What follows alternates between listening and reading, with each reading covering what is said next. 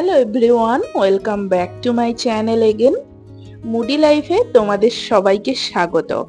আর আজকে আমি একটা স্ন্যাক্স রেসিপি নিয়ে চলে এসেছি, মিষ্টি স্ন্যাক্স।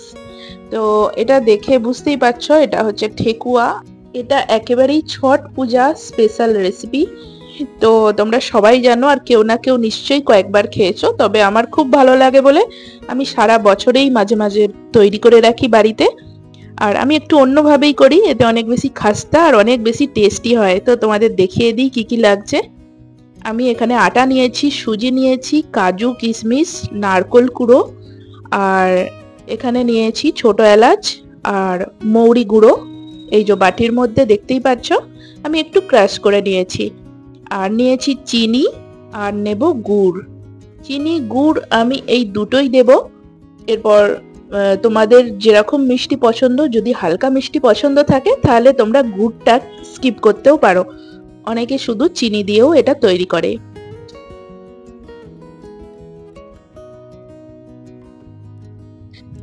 তো প্রথমেই আমি নেব 3 কাপ আটা। 3 কাপ আটা নেব আর 1.5 কাপ সমান সুজি নেব। অর্থাৎ তোমরা যদি 2 কাপ আটার করো সেখানে 1 কাপ সুজি।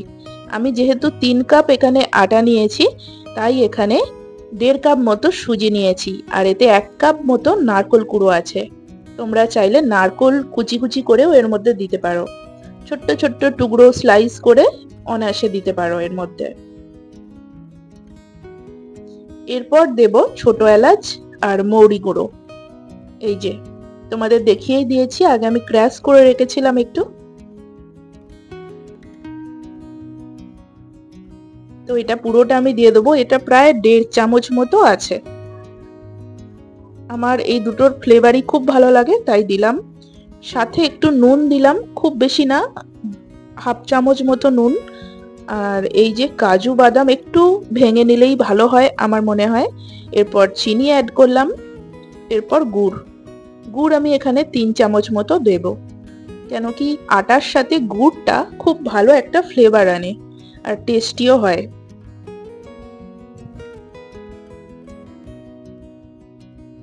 এরপর 1.5 চামচ মতো এখানে গাওয়া ঘি আমি নিচ্ছি। ঘি যদি দিতে না চাও বাই চান্স, সেক্ষেত্রে সাদা তেল তোমরা অ্যাড করতেই পারো, নো প্রবলেম।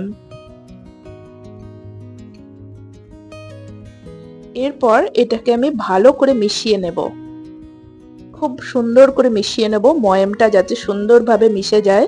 তারপর আমি অ্যাড করব কিশমিশ।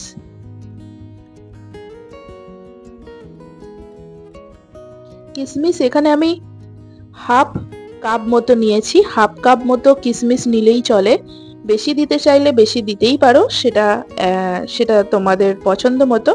আর এখানে আমি সামান্য সামান্য জল নিয়ে খুব শক্ত করে এই ময়দা মাখার মতো, আটা মাখার মতো মেখে নেব। খুবই টাইট করে, মানে খুবই শক্ত করে মাখতে হবে। কিন্তু ময়দা মাখার মতো খুব প্লেন বা খুব ভালো করে মাখার কোনো প্রয়োজন নেই, জাস্ট একটা ডেলা তৈরি করে নিলেই হবে।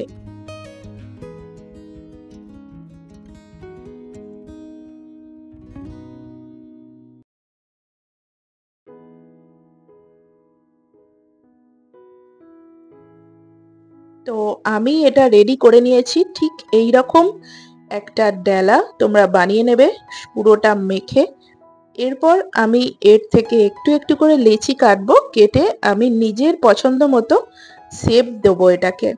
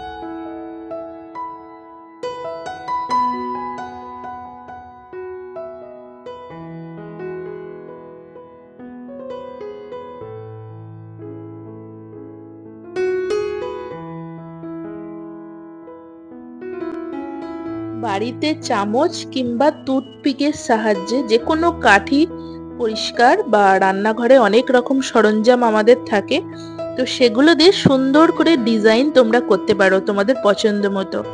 আসলে ছাঁচে ফেলে এগুলো করা হয়, কিন্তু ছাঁচ আমাদের বাড়িতে নেই, এগুলো একদমই থাকে না, যার জন্য হাতের সাহায্যে আমি আমার পছন্দসই এগুলো বানিয়ে নিচ্ছি নিজের ইচ্ছা মতো ডিজাইন।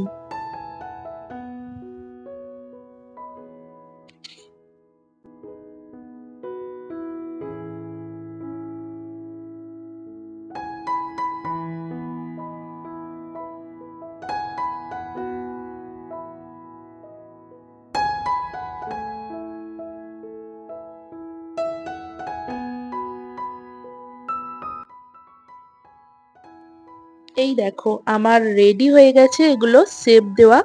এরপর আমি তেলে ছাড়বো। তেলটা কিন্তু বেশি গরম করার দরকার নেই।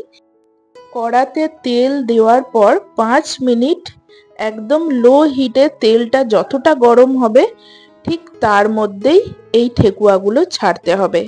একদমই কিন্তু বেশি গরম হলে সেই তেলেতে ঠেকুয়া ভাজা যায় না। একদমই কম আঁচে এগুলো ভেজে নিতে হবে লাল লাল করে। আর আমি এগুলো ভাজার জন্য সাদা তেল আর ঘি দুটো মিশিয়ে এটা ভাজছি। তো তোমরা যদি চাও শুধু সাদা তেল বা শুধু ঘিয়েও ভাজতে পারো। এই দেখো একটা হয়ে গেছে, তোমাদের দেখিয়ে দিই চটপট কিরকম হয়েছে। ডিজাইনটাও বেশ ভালো লাগছে। ঠিক এইভাবে আমি সব ঠেকুয়াগুলো ভেজে নেব আস্তে আস্তে।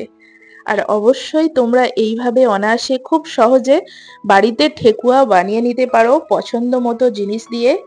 আর এটা তোমরা 2 মাস পর্যন্ত স্টোর করতে পারো, একদম ঠান্ডা হয়ে গেলে তারপর এগুলো কৌটোতে ভরে রেখে দিতে পারো নর্মাল টেম্পারেচারে। কিন্তু এগুলো ফ্রিজে রাখা যায় না, এগুলো বাইরে রাখতে হবে। তাহলে অবশ্যই 1.5 থেকে 2 মাস অনায়াসে থাকবে। তার বেশিও হয়তো থাকতে পারে, কিন্তু তার বেশি থাকে না, তার আগেই খাওয়া হয়ে যায়। তো এই যে দেখছো কত খাস্তা হয়েছে, একদম কুড়মুড়ে।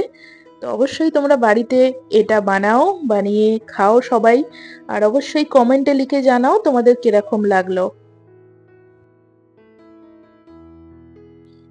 আর সাবস্ক্রাইব আর লাইক করতে কিন্তু ভুলো না। তো অবশ্যই বেল আইকনটা প্রেস করে দিও যাতে নেক্সট আপডেট খুব সহজেই তোমরা পেতে পারো। তো অনেক অনেক ধন্যবাদ শেষ পর্যন্ত দেখার জন্য।